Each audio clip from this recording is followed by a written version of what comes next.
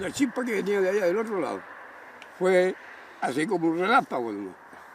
Y prendió, pero en 3 tiempos. Se fue todo al tiro.